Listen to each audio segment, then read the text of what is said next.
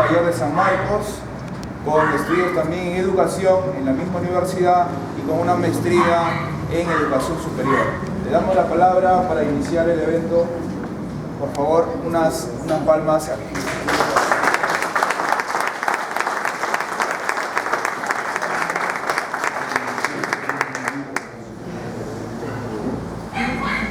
Apreciados vecinos, amigos, muy buenas noches.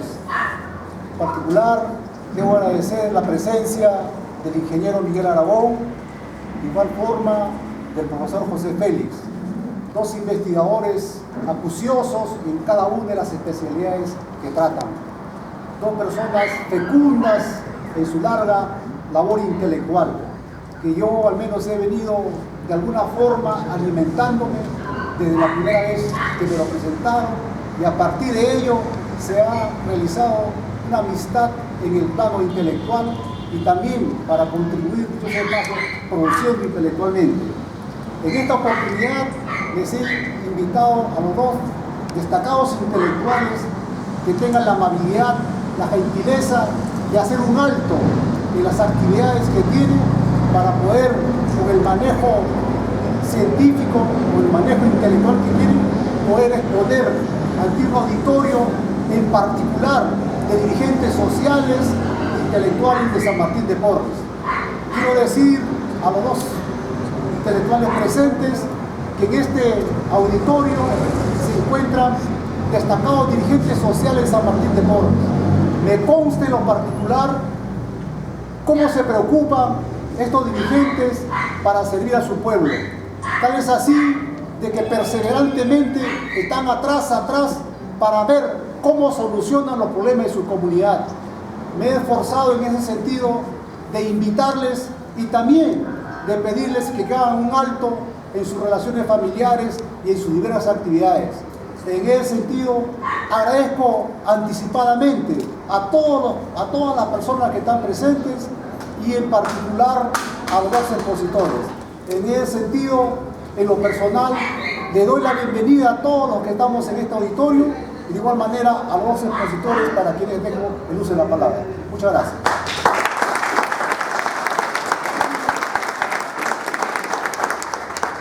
Amigos vecinos, solicitamos antes de comenzar las exposiciones, la presentación de los libros, solicitamos poner en vibrador sus celulares para no interrumpir, por favor, esta presentación. Vamos a comenzar con el profesor José Félix, quien es un estudioso, investigador de la obra y defensor también de la obra del maestro Germán Caro Ríos. Lo recibimos con un fuerte aplauso.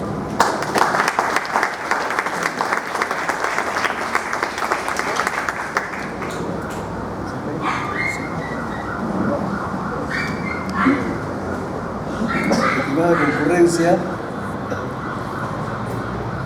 Julio, Ramón, representante, muy buena voz. En realidad, esta noche para nosotros particularmente es emocionante. La presentación de 3 libros, ahí lo ven ustedes, producción intelectual de un gran luchador social como es Dulio Castillo Márquez. A Dulio, bueno, lo hemos conocido años atrás, todavía, digamos, en ese afán de inquietud intelectual por ir sistematizando su obra.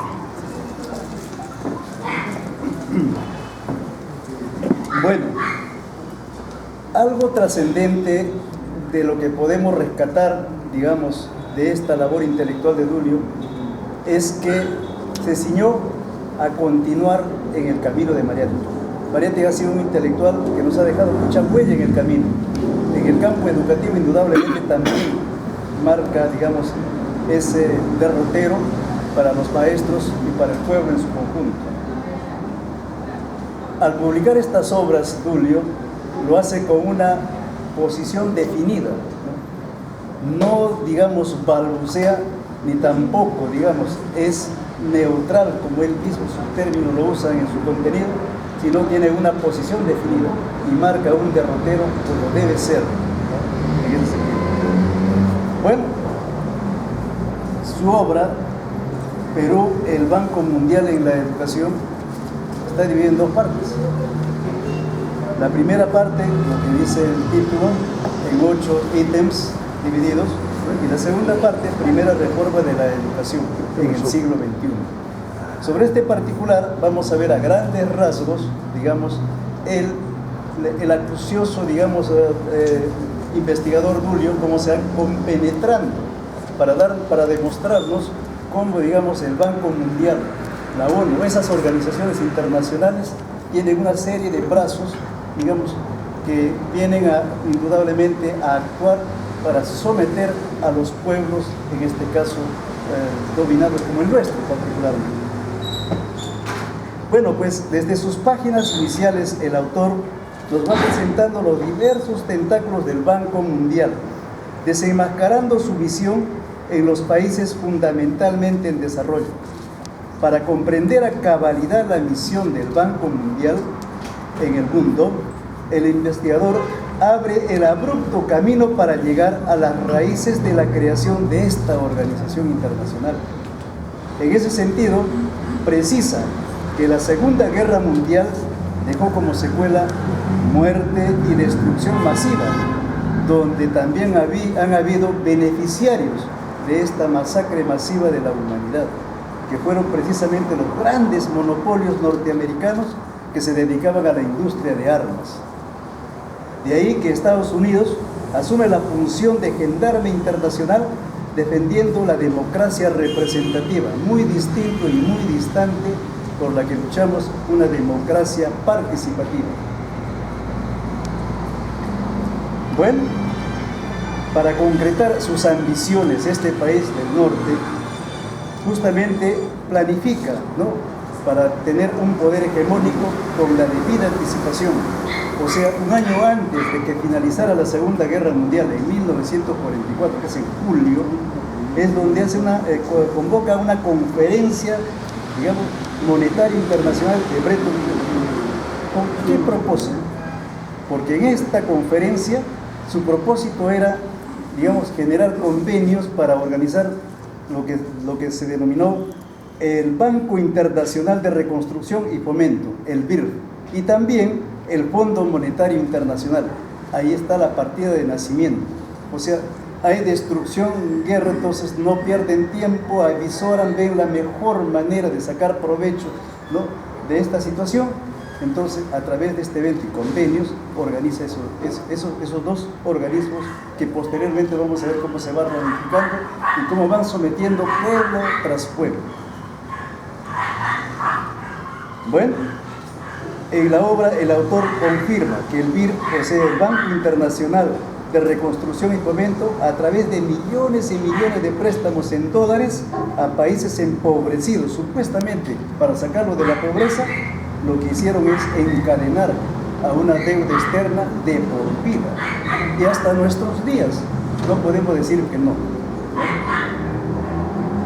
¿Y debido a qué? Debido a altos intereses que estos bancos cobraban.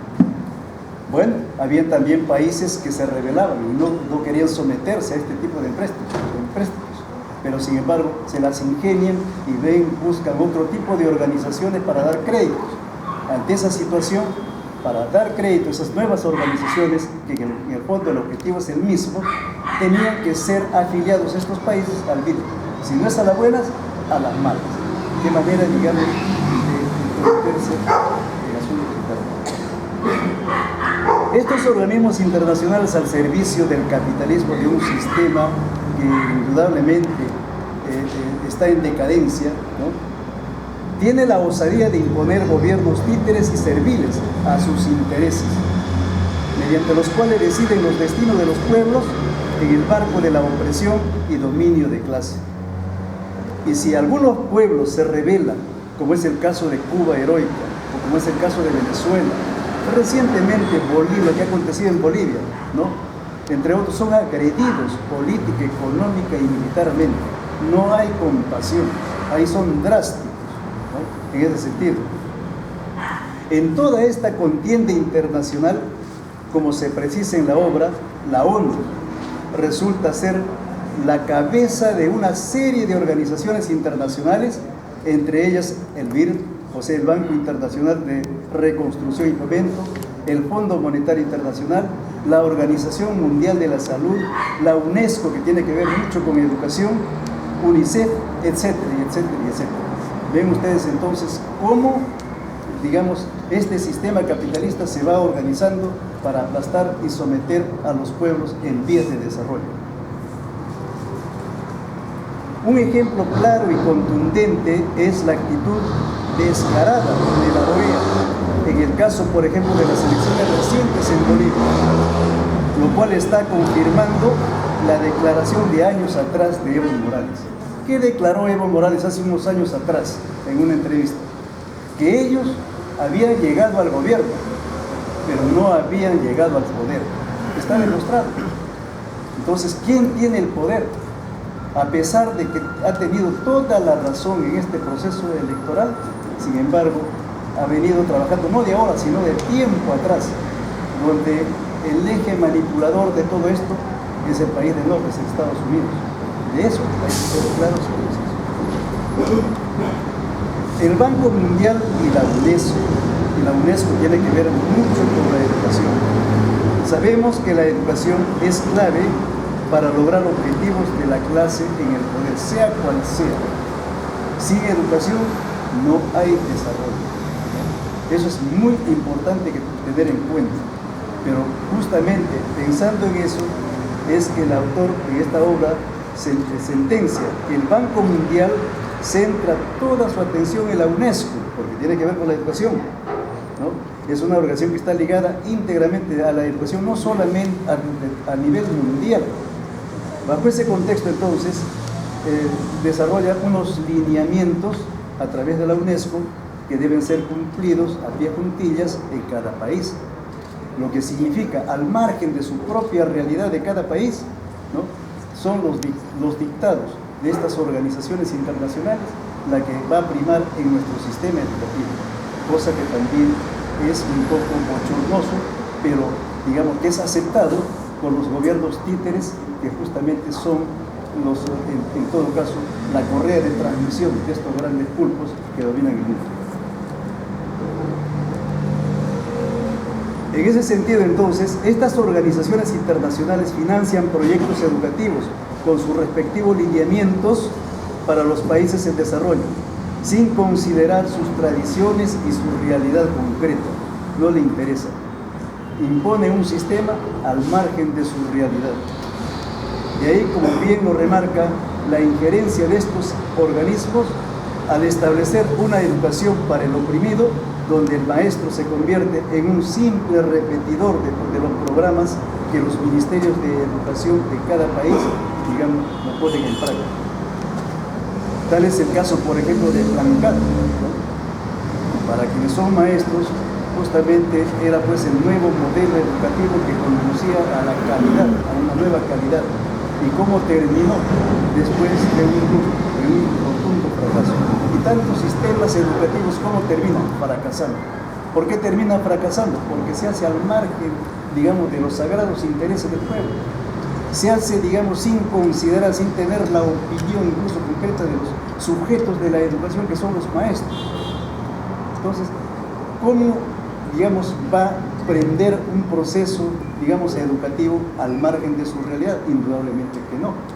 Pero este tipo de educación no se hace, pues, con el propósito de desarrollar al país, se hace con el propósito de domesticar a los pueblos, se hace con el propósito de embrutecer a nuestras generaciones, se hace con el propósito, cada gobierno que ingresa, reforma y reforma y reforma, y lo vemos a los maestros en capacitación, lo vemos a los maestros con una serie de datos, de informaciones que los vuelven, digamos, cabezones, y hasta los estresan, los enferman, los debilitan. Esa es la situación de los maestros. ¿Cuál es el propósito?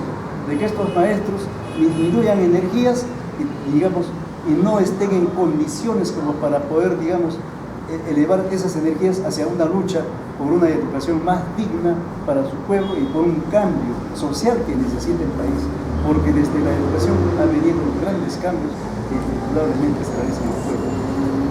Eso es lo que sucede.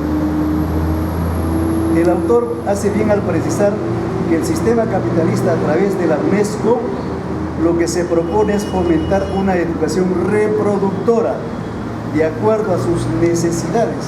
¿De quién? De las necesidades de quienes imponen, pues en este caso el Banco Mundial, ¿no? El BIR, el Fondo Monetario Internacional. Vemos a diario esas luchas de los gremios, de los sindicatos. Entonces los dictados, digamos, de estas organizaciones es la que se va imponiendo. Así es y así será en una sociedad dividida en clases sociales. Es por eso que Dullio, autor de la obra, con firmeza y convicción también señala que tanto el Banco Mundial como la UNESCO jamás han tenido una posición neutral en materia educativa, en razón de que no existe educación neutral. ¿Qué tal precisión? ¿O existe educación neutral? No existe.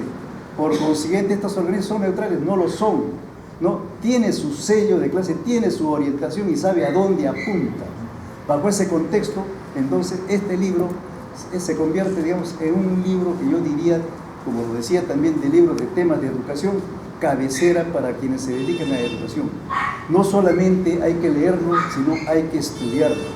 En esta primera etapa lo que he hecho es leer, dada la premura del tiempo, pero el compromiso está en estudiarlo porque tiene un contenido muy fuerte que espiritualmente nos va a garantizar, digamos, sobre todo, argumentos sólidos para enfrentarnos a este tipo de atentados que se dan contra nuestro sistema, contra nuestro país. Bueno, cuando habla de los 4 pilares de la educación, esos 4 pilares, al analizarlo, digamos, esto ha sido ampliamente difundido por la UNESCO. Muchos maestros, cuando se lanzó los 4 pilares, lo consideraban como las 4 patas de la mesa, donde la mesa se sostenía muy bien y se podía avanzar, digamos, al desarrollo de cada pueblo en este siglo XXI, ¿no?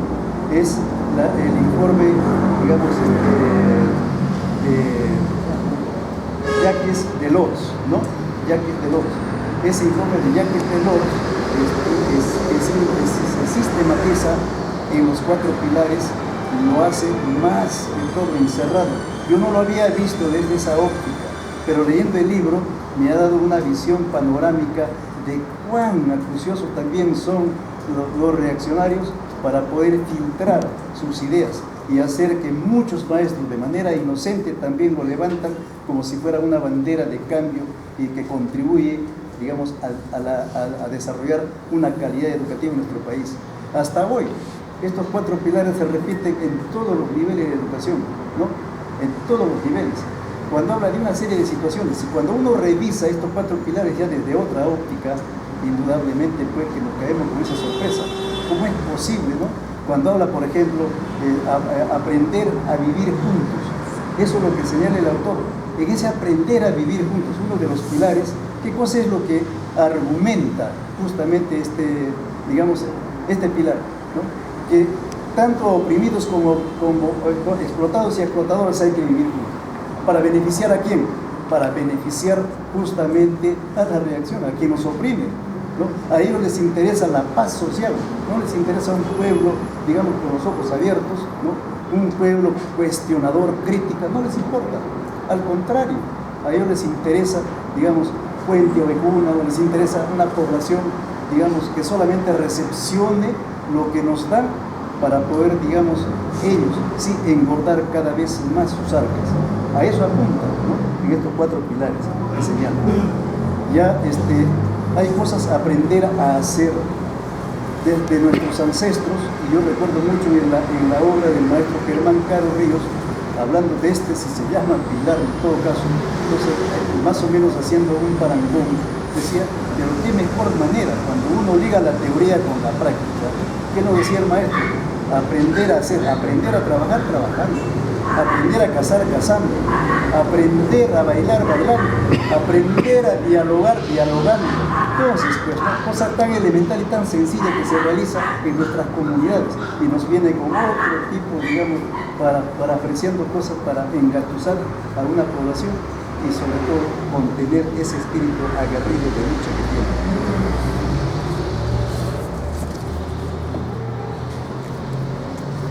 Haciendo un breve recuento, un caminar de esto, de lo que viene aconteciendo, digamos, con estas organizaciones internacionales, el Banco Mundial en la educación,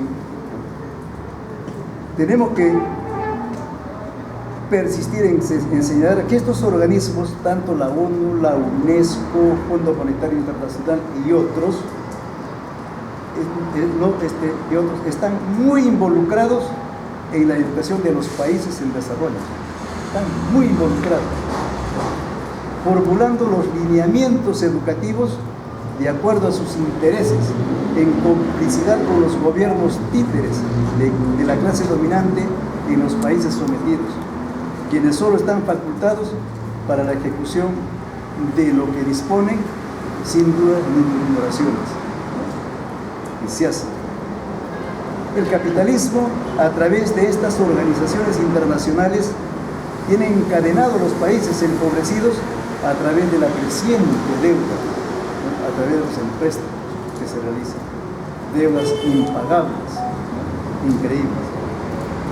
Los préstamos otorgados por el BID, Banco Internacional de Reconstrucción y Fomento, y organismos internacionales afines son dirigidos a solucionar, ojo, mira que para mí fue una novedad y una sorpresa, ¿no?, enterarme a través de este libro, que para mí indudablemente tiene un valor extraordinario. Mira, estos son dirigidos a solucionar cuestiones intrascendentes.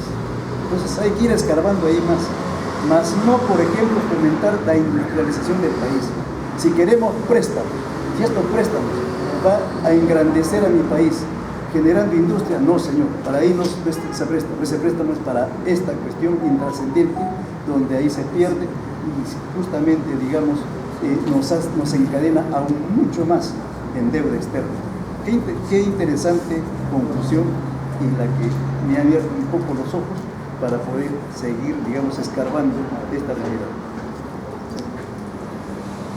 La UNESCO, muy ligada a la educación en el mundo, siempre difunde, entre comillas, novedades en temas educativos, con el propósito de distraer a los sujetos de la educación, con el canto de que calidad educativa, calidad que nos lleva al cambio, ese término de cambio también, cómo se ha ido, digamos, a través de estos señores un poco prostituyendo. En esencia, como bien clarifica el autor, están contribuyendo a fortalecer los intereses de las clases dominantes en deterioro de los sectores populares de cada país. Eso es lo que sucede. Jamás de los jamases ellos van a invertir, pues, para que nosotros nos desarrollemos. Nos quieren aplastados, nos quieren dominados, eso nos quieren, y nos quieren de por vida, ¿no? No han podido con Venezuela. ¿Por qué? Que ustedes tendrán que, digamos, visión, ¿por qué? Ahí fueron más astutos, lo que no pasó en Bolivia. Pero sin embargo, con los otros países como Perú, como ha sucedido, como está sucediendo en Chile, pero basta que la efervescencia del pueblo, el día que el pueblo se organice, el día que el pueblo se levante con sus consignas claras y precisas, no solamente, digamos, por bajar a un gobierno, sino por después de bajar el gobierno, ¿qué hacer? Entonces sí, veremos, digamos, crecer la esperanza de las nuevas generaciones hacia un verdadero cambio social, con programa, con principios, ¿no?, como es educación, como es salud, algo por el estilo. Oye usted, por ejemplo, educación y salud van de la mano, siempre nos dicen. Educación y salud de la mano, pero sin embargo, ninguno de los dos están articulados. En problemas de salud, muchos de ustedes verán cómo se atiende digamos, en el seguro a los pacientes. No hay, digamos, citas para 2, 3 o 4 meses. ¡Qué horror! Por circunstancias particulares, mi esposa cayó enferma en estos días y ayer madrugué a sacarle una cita. ¿Para cuándo me han dado la cita? Para el 4 de marzo. Mientras tanto, ¿qué? ¡Qué desgracia, digo, ¿no? Mientras hay que llevarlos a otro lugar. Entonces, ¿para qué pago el seguro? Son cosas que se dan y que es bueno, digamos, ir replanteándolos. Las reformas educativas implantadas en el país han fracasado, ya hemos dicho, porque no responde a las necesidades más apremiantes de la población, se hace al margen de los verdaderos sujetos de la educación. El objetivo de estas reformas ha sido generar mayor trabajo innecesario a los maestros para agotarlos, debilitarlos, así tener controlado toda acción de lucha clasista y en materia de enseñanza-aprendizaje, seguir disimuladamente, digamos, embruteciendo aún más a las nuevas generaciones. Frente a la acumulación de riquezas en manos de una minoría, viviendo, ¿no?, la mayoría en situación precaria, como dice el autor, harapos humanos, por necesidad se impone una lucha sostenida para la construcción de una sociedad humanista, donde el centro de atención sea la persona humana, íntegramente y por siempre. Eso es lo que debemos sacar como, digamos, conclusión valedera, ¿no? De toda obra deja huellas, y esta obra indudablemente que va a dejar su huella en este proceso de larga lucha por un nuevo amanecer.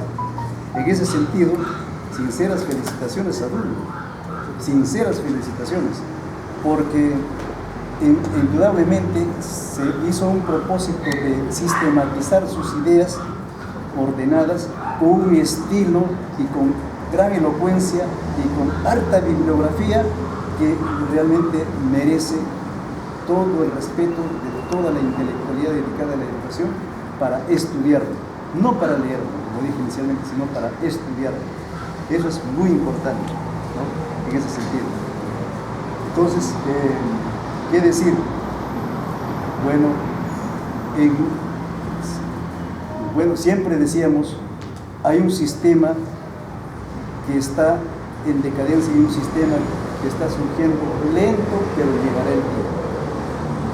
Recordemos ejemplos históricos que para de una u otra forma también un poco, digamos, recrearnos con esos ejemplos para poder hacer en la medida de nuestra realidad algo similar. Siempre traje a colación en una oportunidad, y ahora que vemos después de décadas a China florecer, no se me acuerdo mucho, ¿no?, de cuando Zhou Enlai, en representación de China, visitó Estados Unidos y se entrevistó con Kissinger, que todavía vive, para firmar un convenio. Llega la Coca-Cola china y los Estados Unidos también sacan provecho de este convenio. Pero los chinos son muy habilidosos. No solamente eso, sino sacaron mucho más. Para eso son justamente, montaron seguramente su estrategia. Pero al terminar la firma de ese convenio, China-Estados Unidos, Kissinger, en son de burlesco, ¿no?, a Zhou Enlai, ya después de todo, le hace una breve, digamos, pregunta. Zhou Enlai le dice: ¿por qué los chinos caminan así, agachaditos? Si ustedes ven, a los chinos los ven un poco agachaditos caminando. Y muy rápido, un hombre muy hábil, respondió: efectivamente, nosotros caminamos así inclinados porque estamos subiendo la montaña. En cambio, ustedes caminan sacando pecho porque están bajando la montaña. Una lección histórica que siempre me guío por eso, que el socialismo como sistema va a triunfar más tarde. En esa dirección marcha el mundo. Ya vemos oleadas que se levantan en América Latina, hay una efervescencia de lucha. Aquí en el país también se han estado levantando y también hay luchas por sectores. Pero dado el Congreso que lo cerraron, eso amortiguó, verán ustedes, un poco ese espíritu de lucha, pero no lo ha apagado. Ahí está latente ese espíritu de lucha. Mientras que el otro sistema está en decadencia. Automáticamente ya no es el mandón de antes, ahora tiene que pensar 2, 3 o 4 veces. Porque hay países, cuando se disolvió la Unión Soviética, silenciosamente también ha ido trabajando para poder, digamos, crecer, y ahora decirle, hablar de cosas. Si antes estaban un poco ligados, ahora ya no. Y se van uniendo otros países en ese sentido. O sea, el ciclo, la nueva potencia mundial ya se avisora y dentro de unos años se verá con mayor firmeza. Bueno, estimados concurrencia, en realidad muy recomendable el libro, muy recomendable. Para quienes se dedican a la educación, doblemente recomendable. Para quienes están estudiando, también, porque es la mejor manera de luchar con sustento teórico y sobre todo demostrado a través de una serie de investigadores. También la reacción tiene sus ideólogos, tiene sus teóricos, pero son teóricos que marcan un derrotero. Jamás van a estar al servicio de los sectores populares, de los jamases. Los Tofer, fulano, mengano, sultano. Hay muchos, ¿no? Pero que sinceramente solamente lo que hacen es alimentar y sostener un viejo orden como es el sistema capitalista. Entonces, no dejar de leer y estudiar el libro. Es un libro que merece, digamos, un rincón especial en nuestra biblioteca. He dicho que yo lo voy a estudiar. Ahora solamente lo he leído por la premura del tiempo y lo felicito a Dulio por hacernos alegrar con esta producción. Joven, muy joven todavía él, y tiene mucho por delante. Tiene esa fuerza, esa convicción, ese coraje, ese pensamiento, ¿no?, ya estructurado, ese sentimiento que lo demuestra y esa acción de lucha. Ahí está entonces ese círculo que va a tener un resultado afirmativo y fecundo para el desarrollo de nuestro país. Esa es una muy buena contribución. Yo me siento contento, por mi parte lo difundiré donde esté, digamos, activando, porque esa es nuestra tarea. Cada uno de nosotros debemos ser difusores de lo que se publica, digamos, del contenido de este material. Si nosotros aquí somos, por decir 50, si 50 motivamos a 2, ¿ya cuántos somos? Mira, ¿no? Imagínense. Entonces así podemos ir creciendo. Y si motivamos a 5, mucho más. Esa es una tarea nuestra. Todos estamos comprometidos. Esta obra no pertenece a uno. Esta obra pertenece ahora a todos nosotros. Y de eso hay que ser conscientes, claros y precisos. Esta es ya una obra de la sociedad. Por consiguiente, Dulio, mis sinceras felicitaciones y que la producción continúe.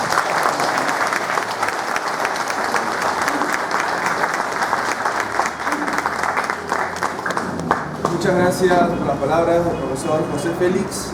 Continuamos ahora con la siguiente presentación del profesor Miguel Aragón Ojeda, para quien pedimos también fuertes aplausos.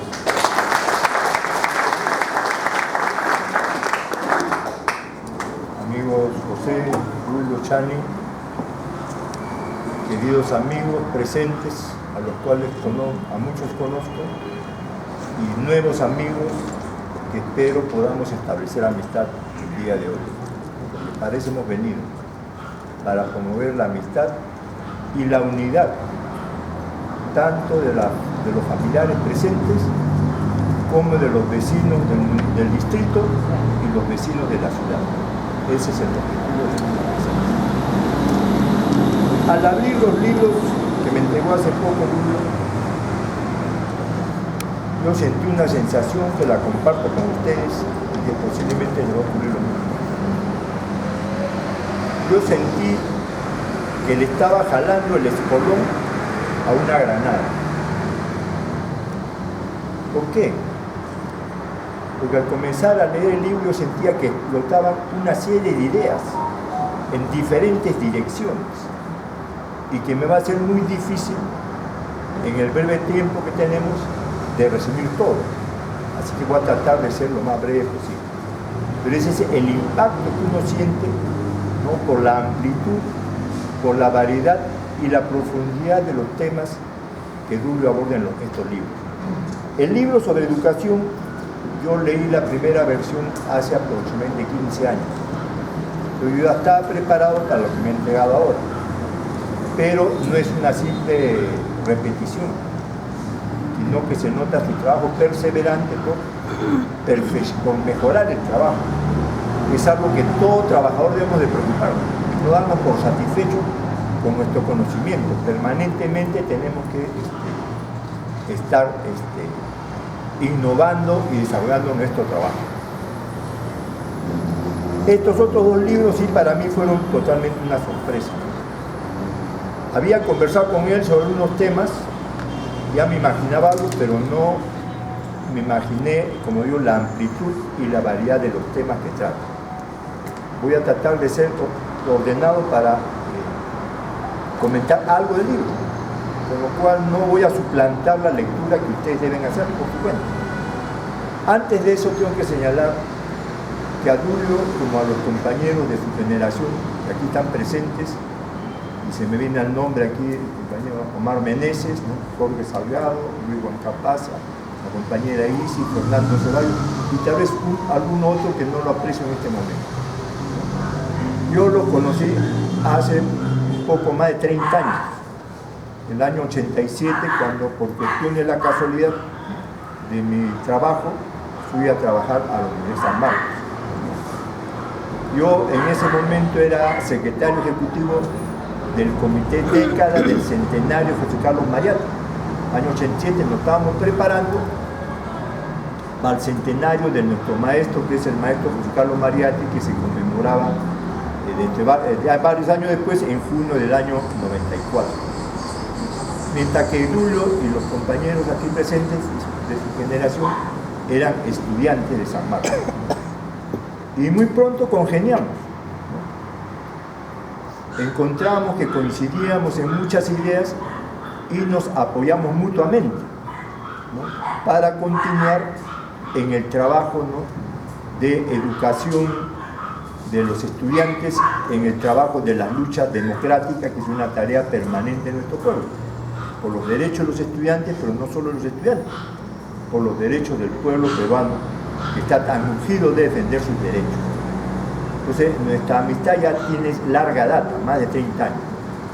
Ellos eran jóvenes, yo ya era una persona, ya había pasado los 40, a los 50 años, ¿no? Y así nos hemos ido, periódicamente hemos ido coincidiendo en una serie de actividades. Y mutuamente hemos ido viendo nuestros propios desarrollos. Eso es lo que quería en primer lugar señalar. Y que trato de encontrar algunas ideas centrales, ejes de los libros. El libro, una fecha, 3 ritos y 3 dioses, son 8 textos de carácter histórico. O sea, ahí Tulio demuestra su vocación por el estudio de la historia, por partir de la realidad. Y no por especular, sino apoyarse en la realidad, ¿no? Y documentadamente, lo cual uno simplemente revisando la bibliografía que aparece a pie de página nos da una idea, ¿no? De la amplitud de textos que él ha utilizado para cada frase que pone en el libro tiene un sustento. En nuestro país se acostumbra, así como el sistema actual obliga a la gente a trabajar en la informalidad, hay muchos intelectuales, muchos periodistas que acostumbran a especular y transmiten ideas sin sustento. Este libro es algo totalmente contrario, tiene un sustento cada idea que él se atreve a afirmar y hacerla suya, ¿no? Mientras que el otro libro, El Reto y otros cuentos de ayer, incluye 4 cuentos. ¿Qué es lo que yo encuentro como denominador común en estos textos? Me parece que Dulio en todos estos años de reflexión, ha ido en busca de las raíces de la nacionalidad, en las raíces de la formación de nuestro pueblo. Nuestro pueblo tiene 4 grandes tradiciones, en las cuales que nos han formado a todos nosotros.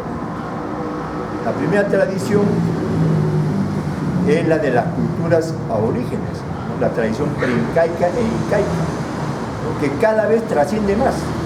Durante muchas décadas o incluso siglos fue ocultada y fue relegada a segundo plano. Pero en las últimas décadas somos conscientes que cada vez se revalora más los grandes aportes de las culturas prehispánicas. Ese es el primer componente de nuestra tradición. Y aquí Dulio rescata aspectos de ese componente. El segundo aspecto es la tradición española, porque el Perú actual es hijo de la conquista. No podemos renegar de la conquista. hace 500 años América fue integrada al mundo occidental, ¿no? Y después vino la conquista, vino la colonia y se da la fusión de la cultura europea y la cultura que se había desarrollado en nuestros pueblos, ¿no? Entonces hay una segunda tradición, ¿no? Que es la tradición española y tiene un fuerte componente cristiano, que es fundamental. O sea, el primer componente de la tradición española es el componente feudal, pero culturalmente y religiosamente tiene un gran componente que es cristiano, ¿no? Y a través de estos libros redescubrimos algo que uno cuando es estudiante universitario por lo general se olvida. Y ese es uno de los más graves errores del movimiento estudiantil, y lo digo por propia experiencia. Uno encerrado en las aulas universitarias, estudiando ciencias naturales, ciencias sociales, a veces nos olvidamos que la mayoría del pueblo peruano es cristiano. Y ese es un grave olvido, porque sin cristianismo no hay peruanidad. Es componente fundamental de nuestra cultura y de nuestra forma de ser. Y aquí en estos libros Tulio rescata en múltiples aspectos este componente. En tercer lugar, el otro componente es la tradición republicana, o sea, los aportes posteriores a la influencia española.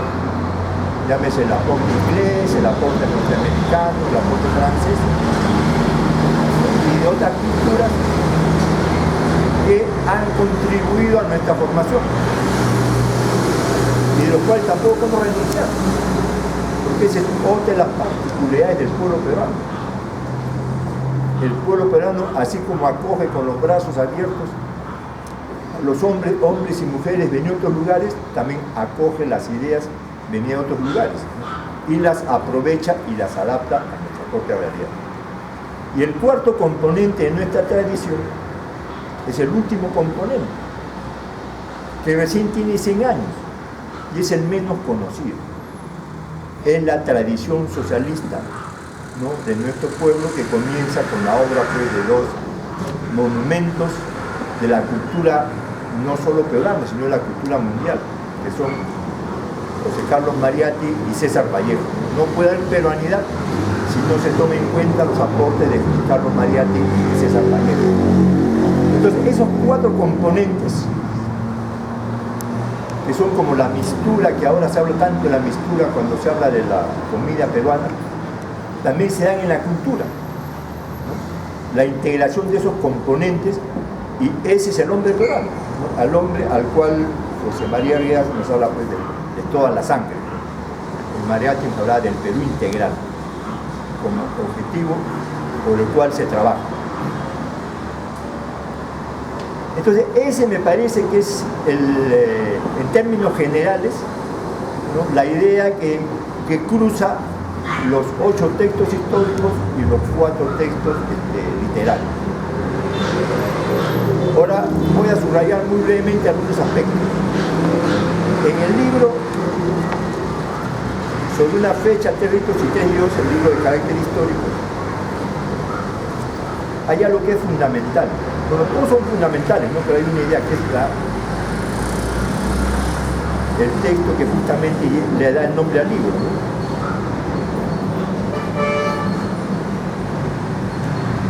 Que es una fecha, 3 ritos y 3 dioses. ¿A qué se refiere? Vean, hice mención anteriormente de que el pueblo peruano tiene un componente fundamental, que es la religión cristiana.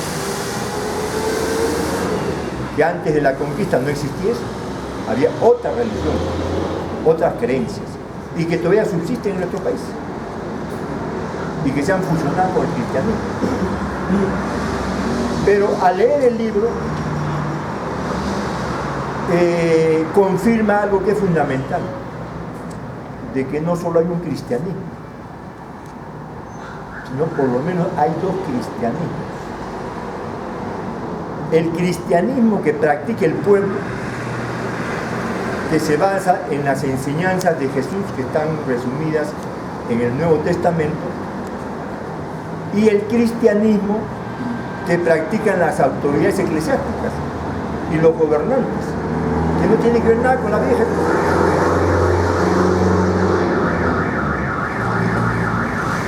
Y que tiene su raíz en el Imperio Romano. La institución de la religión católica no se basa, ¿no?, en el trabajo que hicieron los dos apóstoles con Jesús. No se basa en eso. Eso es lo que practica el pueblo. Las instituciones que ha creado la Iglesia, especialmente la Iglesia Católica, son parte del desarrollo, continuación del desarrollo del Imperio Romano, que era un imperio esclavista. Y aquí está muy bien detallado. Durante más de 500 años, creo que la mayoría de nosotros hemos visto las películas como Ben-Hur, ¿no?, El manto sagrado, o La vida de Jesús. ¿En qué ambiente vivió Jesús?